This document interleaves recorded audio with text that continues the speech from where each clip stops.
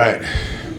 My name is Sean Hawthorne, and I am a personal trainer here at Global Fitness in Kelowna, British Columbia.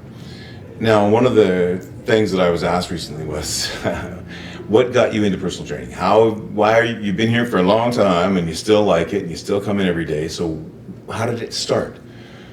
I have to be completely honest and say that I was overweight as a child, right? And I had some issues with self-image, and I became a bodybuilder.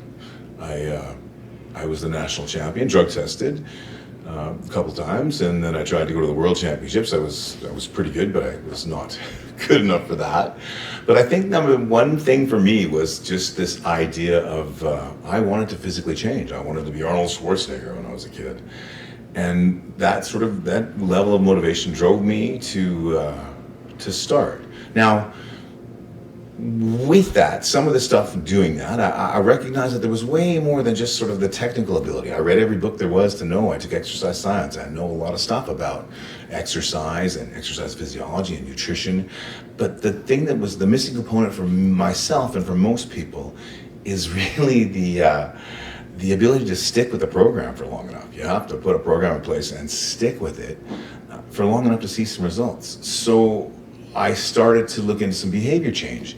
And it is a very long and complicated story, but my first wife was a behavioral change consultant with Price Waterhouse. She was in HR, it was organizational change and business redevelopment. And we would talk about stuff all the time with regards to how she would change large corporations when they put in new software programs. Well, to me, this was just amazingly brilliant, very cool work. And I worked very hard to try to adapt it into my role as a personal trainer. I was in construction originally, civil engineering, so I'm very technical, I would suppose. Like, I like to know the answer, I like to know why, I like numbers, I like to track things. And I thought that's all there was at first, was the numbers and the tracking, and like if everyone just understood what protein, carbs, and fats were and how much to eat, then we would all reach the results we were looking for. I was wrong. That's not how life works. Learning way more about HR, and this is a long time ago, this is 25, 30 years ago, learning at that time about like just how change works and how behavior change works from an organizational perspective, I was able to I was able to help some people get the results they were looking for, myself included. And I think that was really where my life took off. Construction is a very conflict-oriented world. People would say to me, what do you do for a living? And I'd say, I write shitty letters to people because of poor job performance. And I hated my job. Like, I hated that. I did not like that. I didn't like the fighting. I didn't like any part of it. So when I discovered personal training and I discovered how to motivate people and help people and get better at it, I was in love. I really like what I do. And that, to me, that's why I still do it, right? That's why I still do it. Firstly, I love training, right?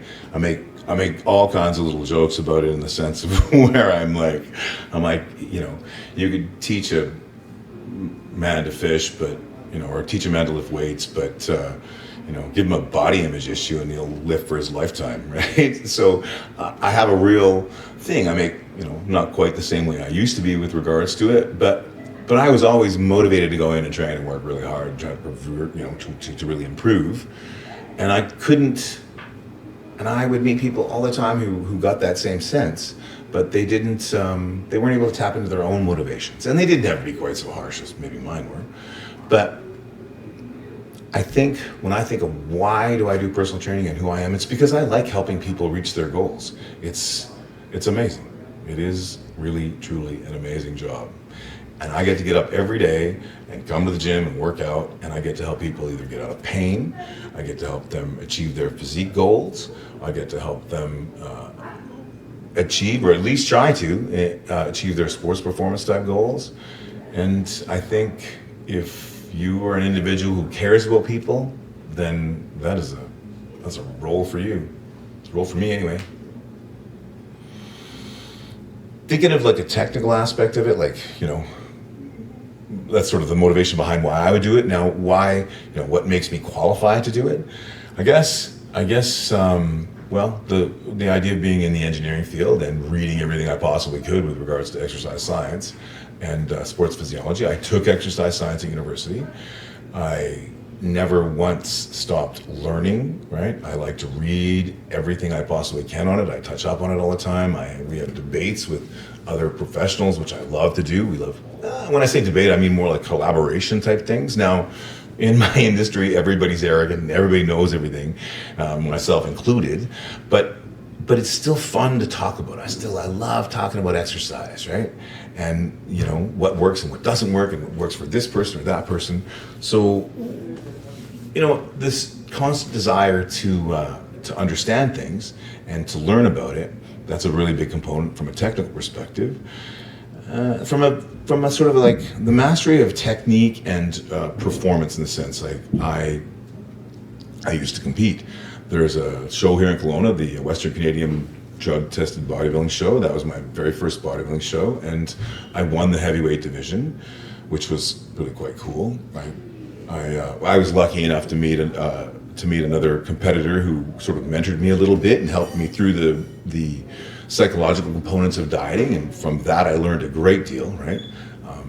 Other than just sort of the academic or the literature type things, right? I actually had some practical, pragmatic experience with it. I competed again the next year. I went to the national championships where I came second in Hamilton with the Canadian Bodybuilding Federation, the drug tested stream. Then I switched organizations and I went to a couple of different shows again as well. And then I went to a show which was in Edmonton. It was the INBA, which is the International Natural Bodybuilding Association, and I won that. So I was the Canadian drug tested bodybuilding champion in the tall class. The short guy was, well, he was awesome.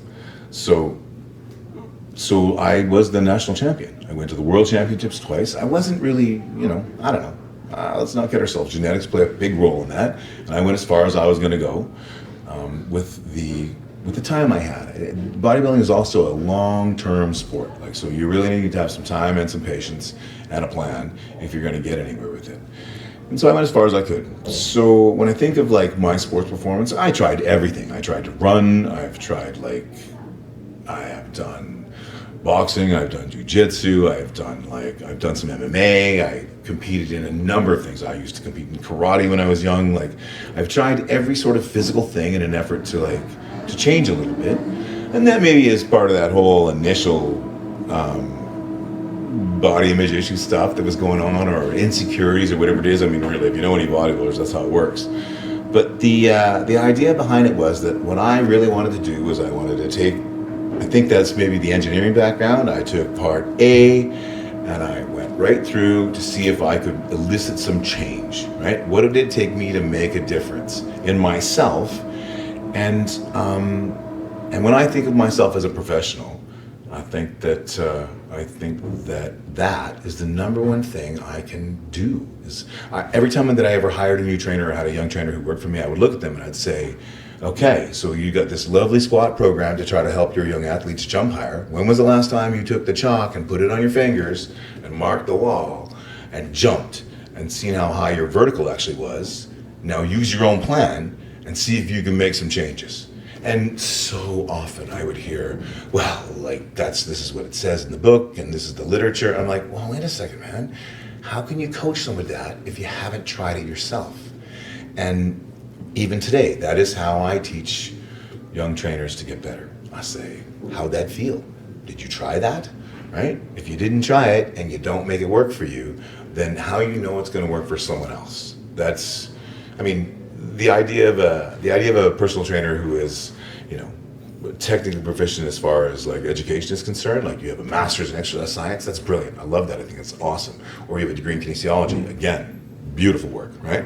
But if you haven't actually tried to change your swim time, if you're a 50-meter fly person and you haven't tried to get better at it, how are you going to teach someone else how to get better at it? You have to have a measure or a mixture of practical and theoretical knowledge. That is something I truly believe.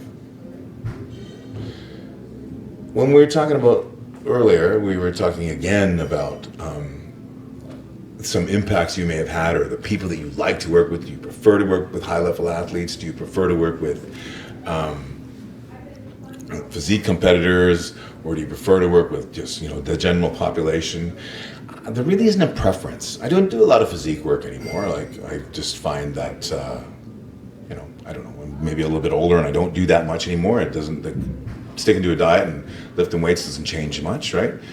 What I do, one of the things that I think, one of the best things that happened to me recently was a friend of mine who is a client. He couldn't make it, so he sent his daughter in his place. And so she's 19 years old, and she's really shy and really ashamed and really unsure of herself because she's a little bit heavy, right? And so I brought her in and I started to talk to her about it. And she's like, and I said to her, I said, you know what? We need to change the way you're thinking.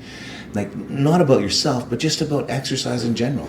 I can assure you, if you just acknowledge the fact that you came today and said, wow, man, I was really afraid to walk into that gym, and I walked in and I did it anyway. Well, that's a huge victory. Because she was looking at it as like, oh, I don't belong here, and I felt bad coming. And I'm like, no, you walked through the door and you came and you saw me, you did a few things. So what we talked about, her and I, was just trying to do one thing for herself each and every day. And this was probably 6 months ago. And she is training 5 days a week. She lost some weight and she changed herself. But what she really changed was the way she looks at it, the way she thinks about it. And if you can change the way that you look at something or the way you think about it, well, then you can elicit the physical changes that you're looking for. And even then, at that point in time, it really doesn't even matter if you elicit the physical changes. If you're happy with where you're doing what you're doing, well, that's great, man. I wish everyone was like that, right? I have one thing that just came up. I just remembered this.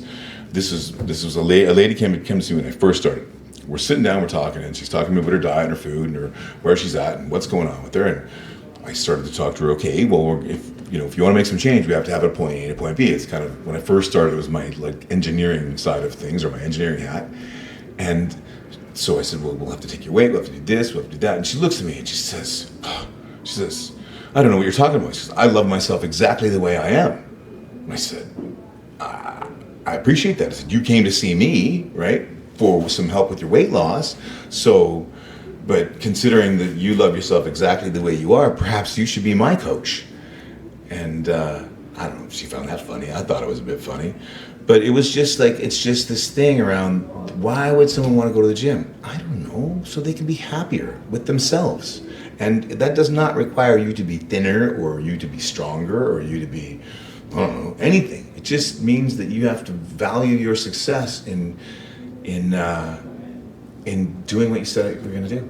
So when I think of personal training, and I think of what I do for this, I think that is the number one thing I get to do. Is I help people believe in themselves, whether it's rehabilitation or sports or weight loss. They start to believe that they can make the change they're looking for, and then really, it's how it is. When people say things like, oh, thank you so much, you changed my life, I'm like, I just barked orders at you. You lifted the weights, not me. And I think that an industry full of people who are egotistical about how great they are at counting calories, which is really not that hard. It's like exercise science, not rocket science. The biggest thing that makes a successful trainer that I like to take pride in is that I look at the individual in front of me and I try my very best to help them believe that they can elicit the change they're looking for. So that is myself in a nutshell.